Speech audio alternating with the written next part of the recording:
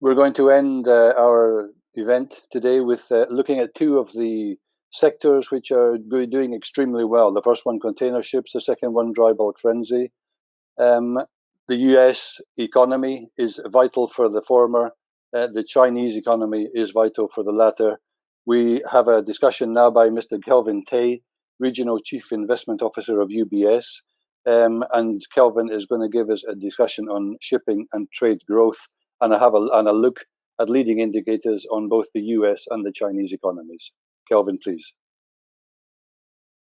Hi, thank you, Kevin, for the nice introduction. And ladies and gentlemen, thank you for joining me today. My name is Kelvin Tay. I'm from UBS, and I'm going to talk about what possibly the world in the next 6 to 12 months is going to look like in light of what we've actually gone through so far. Okay, if you look at, let's start with the US economy, the biggest economy in the world. And if you look at this slide here, you can see that the jobs market in the US has actually recovered quite well. This shows you the non-farm payroll. And even though we had a bit of a wobble last Friday, where the August non-farm payrolls are concerned, it actually doesn't really tell you the full picture. Now, the non-farm payrolls are calculated such that if there is a vacancy and the vacancy is filled, then it counts as one payroll number, right? But if there is a vacancy and the vacancy is not filled, then it doesn't count in the non-farm payroll itself. So it doesn't really show you the health of the labor market. So last Friday's number was actually quite meager, right? It came in about 235,000. Market was actually looking at about 650 to 750,000. So there was some observers basically said that the non-farm payrolls was actually quite weak, and therefore that points to a slowdown in the U.S. economy. Now that can't be further from the truth, because in the last couple of days we had other data coming out that is actually showing the complete opposite of the fact itself. Like, for example, we had the JOLTS data, which shows the number of jobs openings in the US economy. And that basically showed us that there is at least 11 million jobs available in the US economy as at the end of July. On top of that, last night, the continuing claims, that means if you're jobless and you go to the US government to actually get benefits, the jobless claims actually fell to an 18th month low, right? And this basically shows that if you put all the data together, that means that the weakness in the non-farm payroll last Friday was a result of employers not being able to find suitable people to actually fill the vacancies that they have, right? So the US jobs market is actually pretty healthy. And in fact, it's actually in robust health, I would argue. Now, if that's the case, that brings us to another point, that there is perhaps the possibility that the US Federal Reserve might then actually bring forward tapering. Now, the Federal Reserve is now printing on a monthly basis about 120 billion, 80 billion in US Treasuries, and 40 billion in mortgage-backed securities. So they're basically buying back these securities on a monthly basis. Now, the debate in the next couple of weeks is likely to center on when the Federal Reserve should actually start to reduce the pace of QE, right? As we call it tapering. The market consensus is that they will make some sort of an announcement in November, and then they will actually start in January. If the US economic data continues to be strong, there is perhaps the possibility that they might actually bring forward tapering, announce it in the next couple of weeks, and then start towards the end of this year, right? That could in turn actually be interpreted as being a little bit more hawkish than what the market is actually prepared for. But in general, if they do that, then we do expect tapering to end in September next year. And by the time they end, the Federal Reserve's balance sheet is going to be at about 8.5 trillion US dollars. Now, prior to COVID-19, the balance sheet was at about 3.5 to 3.8 trillion US dollars. Therefore, the balance sheet has more or less doubled in the last 1.5 years to about 8.5 trillion by the time by the time QE ends in September next year. That in turn has basically resulted in a huge amount of liquidity coming forth into the equities market. Now, there are concerns that perhaps there is a bubble building up in the US equities market. Now, we disagree, because if we look at this chart here, you'll see that if you look at the credit matrix of corporate America itself, the leverage and coverage ratios are at or near the best since 2010, right? So there's no sense of a bubble actually building up, because if we look at the leverage itself, in fact, leverage has actually dropped since the first quarter of 2020. If we look at interest coverage, it's actually been going up. And if we look at the cash flow coverage as well, that has in turn actually been going up. So the US corporates are actually not overly leveraged in that sense. Now, if we look at the S&P 500, the S&P 500 has actually hit a historical high just last week.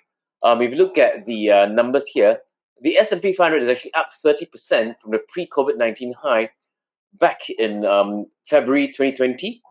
And even then, since the low of COVID-19 last year, the S&P 500 is actually up about 100% from March 2020. So the numbers are strong, right? The numbers are strong. And despite that very strong rally, the valuations have actually remained flat. If we look at the PEs here, the PEs have actually been quite flat. And this is despite the fact that the equity market has actually gone up so much. Now, the main reason why the valuations have actually remained flat is because earnings growth this year has been particularly strong. If you look at the 2021 earnings growth, right? Initially, we thought it would come in at about 40%, but after the second quarter results season, we have to revise this 40% to about 45%. And again, the main reason for that is because the second quarter results were just out of this world. Earnings beat is now at 87%. Now, what is earnings beat? Earnings beat means that 87% of the companies that reported for the second quarter actually beat market expectations. Now, this is pretty much a historic high. And on top of that, we think that on top of that, the second quarter results actually beat earnings expectations by about 18 to 20%. All right. So second quarter results were very strong, and therefore, as a result of that, we've had to actually revise this 40% to about 45%. And next year, we think that the S&P 500 earnings will come in at about 10%. And this is because of the higher base this year. And on top of that, the 10% has already taken into account the increase in corporate taxes from 21% right now to 28% by the Biden administration, right? So this is despite the fact that corporate taxes have actually gone up by about 8 percentage points, right? Despite that, earnings next year is likely to actually grow by 10%. If the corporate tax rate does not increase to 28%, then this earnings growth in 2022 is likely to be closer towards the 12 to 13% range. Now, as a result of that, US equities have clearly outperformed very strongly. Now, if you compare US equities to the rest of the world, US equities have actually beaten the rest of the world by about 7% per annum over the past 13 years. $100 invested in US equities at the end of 2007 would have grown to $385 versus $165 in the rest of the world. So the short-term momentum in the US equity markets remains very, very strong versus the rest of the world. And most of it is actually driven by the US retail investor impulse this year. On the average, we're getting about 700 million per day into the ETFs, and the monthly net flow is actually at a record high of about 15 billion now. That's really quite a sizable amount, right? And the balance sheet right now is at 8.3 trillion. And again, as I said before, by the time QE ends in September next year, it will likely reach about 8.5 trillion, right? And this compares to about 4.3 trillion prior to COVID-19. Now, however, history shows that mean reversion eventually takes place. When this will happen, we don't know. It's not a question of when, it's not a question of if, it is a question of when. Now, over the past 50 years, 75% of US 10-year outperformance or underperformance have reversed in the following decade, right? Now, US equities right now, because of the outperformance in the last 13 years, is 58% of MSCI World Equities.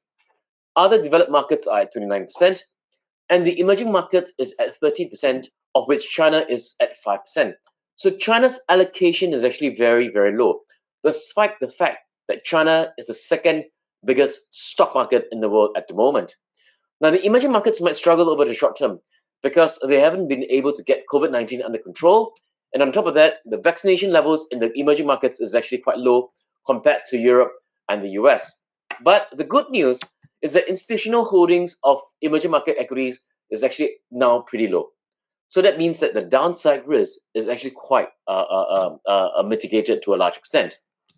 Now, where China is concerned, don't underestimate the market there, right? Right now, of course, China is going through a period of volatility given the tightening regulations, regulatory environment, and of course, given the fact that the economy is actually slowing down as a result of its tightening credit flow in the earlier part of this year. But we reckon that by the year 2030, renminbi denominated assets as a percentage of international reserves should actually reach about 10%. Right now, that is only at about 4%. So you're seeing a more than double of renminbi assets to about 10% by the year 2030. Okay. Now, on top of that, China this year is likely to grow at about 8.3%. This is the highest in the last, I would say, the last decade or so. And next year, China's growth will slow down to about 6%, but still very, very strong growth rates compared to the rest of the world. Now, the US will grow at 6.5% this year. Increasingly, we think that might have to be revised down to about 6% because the latest indicators are showing that the US economy is also slowing down. Okay, the Eurozone is the one that's actually surprising. Eurozone indicators are showing that they are likely to actually surpass the 5.1% in estimates that we have this year. Next year, we think that the Eurozone might come in at anywhere between 5.3 to 5.5%. So the global economy is actually pretty strong. Despite the fact that we have the Delta variant surging in most parts of the world right now, global economic numbers are not likely to be significantly affected by that. And that's because of the fact that in these three regions, the US, China, and Eurozone, vaccination levels are now pretty high. In China, by the end of this year, vaccination levels are likely to hit closer to the 90% level. Right now, they're at about 78%. And the US, we think that they have actually peaked out at about 62%. You might actually get to 75% by the end of this year. But other than that, it is not likely to actually surpass 75%. And in the Eurozone, after a sluggish start, the Eurozone vaccination levels are now pretty much at about 75%. Okay, so that basically means that nationwide or country-wide restrictions are not likely to actually come in. And that in turn is actually quite positive for the US and Europe because of the fact that consumption is a pretty big part of these two economies. Now, where China is concerned, we do think that Chinese exports are likely to slow in the next couple of months. Now, the main reason for that is because of the fact that where the US and Europe is concerned, a lot of the spending is now shifting from durables to services. Now, when you're locked down at home, like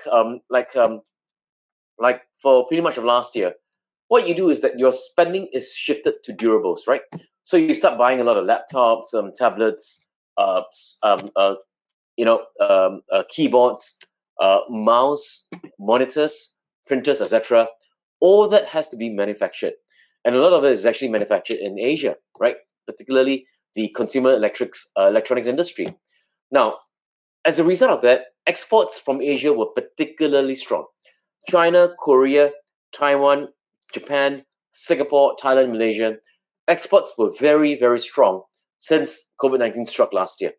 Now, in recent months, we think that the exports are likely to actually slow. And again, the reason is because spending is going to shift into services. Because when you get to go out, what's going to happen is that you're going to start spending on food, on drinks, because you're going out to the restaurants, you're consuming in the restaurants, you're having a drink at the bars, you're going to watch a movie, etc., etc. All that is basically services, and therefore the spending is going to pick up dramatically from there, and it comes back with a vengeance, right? Now, that in turn is likely to be a little bit negative for Asia ex-Japan. Now, for China, we believe that the export run could perhaps actually extend into September, and the main reason for that is because China has a zero tolerance approach towards COVID-19. If there are any cases developed or discovered in a particular city or province, Chinese response is to basically lock down the entire province or the city itself, right? And because of the higher vaccination rates too, they've been very successful in controlling the spread of the COVID-19. So this is in direct contrast to a lot of the Southeast Asian countries where the cases are actually surging. So even when the government does not lock it down, what happens is that a lot of the workers can't go to work because they are sick. So that has actually affected manufacturing in Thailand, in Vietnam, in Malaysia, and in Myanmar as well. So as a result of that, a lot of the manufacturers have actually shifted their production capabilities to China. So Chinese exports have been really, really strong. For example, in August, the exports actually grew by close to 30% on a year-on-year basis. That means compared to August last year. And August last year was of a pretty high base, right? In July, exports grew at about 18%. In August this year, it grew at about close to 30%. Now, again, a lot of it is because of the shift in exports from the Southeast Asian countries to China. Now, that certainly cannot be sustained over the next 12 months, right? Perhaps it can be sustained over the next 2 to 3 months, but when the Southeast Asian countries get the COVID-19 infections under control again, then production capabilities are likely to pick up in these countries, right? And that's going to cannibalize some of the shift towards China in the last few months. Now, where the housing market is concerned, there's been a bit of a wobble in the Chinese developers where the bonds are concerned, where the shares are concerned. But as you can see, the underlying demand for new homes in China remains very, very strong. And we have data covering all the way to the first week of August. And you can see that the numbers actually haven't dropped. What has actually affected the developers is the fact that the Chinese government started to tighten credit to the developers. So there's basically these three red lines that the developers are not supposed to cross. And that basically pertains to your leverage ratios, your interest coverage ratios, as well as your free cash flow coverage ratios, right? So if you break these three lines, then the government mandates that you are not allowed to borrow, you're only allowed to borrow to a certain to a certain percentage. That in turn has actually basically put the squeeze on some of these developers. But as you can see here, the underlying demand is actually particularly strong. Now, because credit growth has actually slowed down in the first quarter of this year, because what China was trying to do was that they were trying to normalize credit growth so that credit growth does not get out of hand, the economy has actually started to slow down. And because the economy has started to slow down, we believe that the Chinese government will likely ease up on credit growth towards the second half of this year, particularly towards the end of this quarter. Now, on top of that, we do expect a further cut in the reserve requirement ratio towards December this year, and they could actually follow it up with a cut in the lending prime rate in January next year. So we do see more credit coming into the Chinese economy in that sense, and that in turn is likely to be quite positive for the equities and the property market. Now, China is down 23% from its peak, and again, this sell-off here was sparked by the regulatory scrutiny. Since then, it had a pretty nice bounce back up. But of course, yesterday we had a bit of a weakness again. Now, if you look at China, China is basically trading at a 35% discount to the MSCI, to the S&P 500, right? To the S&P 500. China is now trading at about 14 times PE. And if you compare China to MSCI World, China is basically trading at a 30% discount, right? That's a huge difference, right? 30% discount. Now, China is actually not expensive. On a PE basis, it is actually pretty attractive. And even then, when we compare the Chinese equities market to its GDP, right, its market cap to GDP remains a very, very reasonable ratio. And in fact, it is the only market where it is actually below its GDP. If you compare it to the other markets, right, the other markets are well above. The US is also below, but the US is at 196%. China is basically at 65.76%. So China is actually quite reasonable in terms of its market cap to GDP. That means that the market is actually not at a bubble territory. Right? Now, how much further can China go? A lot of people compare it with 2015, where the market was sold off sharply. In 2015, that means that you have another 45 to 48% down to go. We don't think it's going to get there because in 2015, China was actually very, very different. In 2015, there were significant macro concerns because in 2015, China had shadow banking issues, and on top of that, they also had systemic issues because of the fact that credit growth in China was very, very strong. But today, China's fundamentals are a lot stronger, right? The shadow banking industry is very much under control, and the currency is actually quite well supported. In 2015, the Chinese yuan was actually overvalued compared to the US dollar, the euro, and the Japanese yen, because in 2015, the Federal Reserve went on QE3, the European Union went on negative interest rates and started QE as well, and of course, the Japanese Central Bank also started negative interest rates, and started QE. So the Chinese yuan, in comparison, was overvalued. So the Chinese government in August 2015 did a one-off devaluation of the yuan, and that sparked a lot of concern with regards to the sustainability of the yuan to the US dollar peg, and that resulted in outflows from the Chinese economy. But today, China has no such issues, right? Credit growth is very, very under control. And in fact, the shadow banking industry is now basically non-existent. Still a little bit of it left, but the growth rates are no longer like what we had before. It is very, very under control. Okay, and on top of that, China is actually trading at below 1 standard deviation on a 12-month forward PE to growth basis. And in the last 3 weeks, we've seen the institutional funds coming in and dibbling and buying at a low. Right, they were buying at a low, and they were actually accumulating on Chinese stocks. So we believe that China, even though on a near term will likely remain quite volatile, on a medium to longer term basis, this is probably one of the most attractive periods to actually start accumulating on Chinese shares. Now, so what is this regulatory tightening all about? Now, firstly, it is about eradicating the inequality of access to education in China.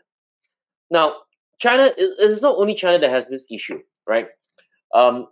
This issue is pretty much in almost every Asian city, East Asian city, that has Confucianism as its core tenet in terms of philosophy, right? So you see this problem in China, in Japan, Korea, Taiwan, Hong Kong, and Singapore, where access to high quality jobs and education is mainly through how well you do in your exams.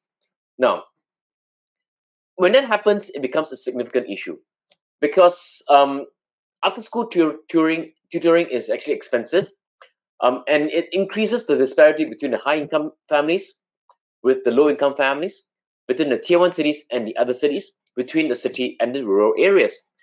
The after school tutoring sector is very, very lucrative. It is worth $100 billion right now, and it actually attracts the best teachers, and that in turn further widens the gap between the public schools and the private sector itself, right? So right now you have 140 million middle income families, which is about 400 million people, with income between 100,000 yuan to 500,000 yuan per annum. There are basically 350 million low income families, or about 1 billion people with income below 100,000 yuan per annum. So your after school tutoring for one child accounts for 21% of your disposable income. You have 2 kids, that is 42%, 3 kids, that's 63%. So rising education cost is basically affecting China's birth rate because when they released the results of the recent national 7th population census, it showed that the birth rate in the tier 1 cities have fallen dramatically, and this is one of the main causes. Right? So the government wanted to actually eradicate this inequality there. Now, to give you a further example of how widespread this problem is, right? When you look at the China Civil Service examinations, there are basically 2 parts. It's 135 MCQ questions in 120 minutes, followed by a 3-hour essay. Every year, you have about 9 million graduates in China, of which last year, 1.6 million people applied for 25,700 jobs, right? So that basically means you have a 1 in 61% chance of getting through to that, right? And therefore, what parents do is they spend money on tuition for the kids. So it becomes a very unhealthy arms race, right? Where you're trying to actually outdo one another. So if you are rich, you can actually afford to spend on that. But if you're poor, you can't afford to. And as a result of that, that basically means that your excessive after-school tutoring may therefore potentially hinder this pretty meritocratic exam-based system for social progression in China. Now, so if you look at this pyramid here, right, Chinese graduates are recruited as clerks, right, 客员 in Chinese as we call it, and they are promoted through these 4 ranks here, 1, 2, 3, and 4. So top performers would get promoted to bureau chief, and a bureau chief would be managing a district with a population of millions or an SOE with hundreds of millions in revenue, right? So it becomes very, very meritocratic in this way. But of course, to get through to the base of the pyramid itself, you have to pass through this exam system here. So that's why the government moved to actually eradicate this tutoring industry, because of the fact that it is actually highly it's a huge social obstacle, and it hinders the meritocratic process that the Chinese system has at this point in time. Now, if we look into that, then that basically means that the after-school tutoring regulation is very unlikely to be repeated to the other sectors, especially the tech sector. The long-term goal of the Chinese government is to be self-sufficient and to be supreme in technology, right? and the focus is on prevention of monetization of personal data. China lacks the developed markets in regulations on data protection and privacy, and therefore its regulatory structure is still evolving. It is by no means the finished product because China is still a developing market. It is not a developed market, right? So the regulatory structure is still evolving, right? It's still evolving, right? Now, the forecast growth for this year is 8.3%. It's above the government's target of 6%. Therefore, the government can afford to do more regulatory tightening this year because there's no risk of the economy falling below its growth rate or its targeted growth rate, right? Because 8.3% is well above the target of 6%. On top of that, you have this political transition in 2022, next year, in October 2022, where President Xi Jinping's second term is coming to an end, right? He is very likely to run for a third term because his approval ratings are very high, and as a result of that, right, you want to do your regulatory overhaul here, right now. Give the corporates, give the private sector at least 3 to 6 months to actually settle down. Then you actually go for your then you do your political transition in October next year. So that means that the Chinese government has a very tight window period to do that, and is unlikely to actually extend beyond this window period itself. So, and on top of that, excluding the after-school tutoring sector, the regulatory actions are aimed at monopolies or protecting workers, right? And that in turn basically means that on a medium to longer term basis, it is actually pretty healthy for the market and healthy for the economy. But of course, on a short-term basis, it is going to be very, very disruptive for the share prices.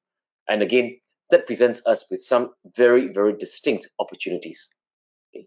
Now, last word on Huarong, right? Huarong announced asset restructuring. And again, Huarong is not something that we think will be spread to the other sectors because Huarong is basically a national agency.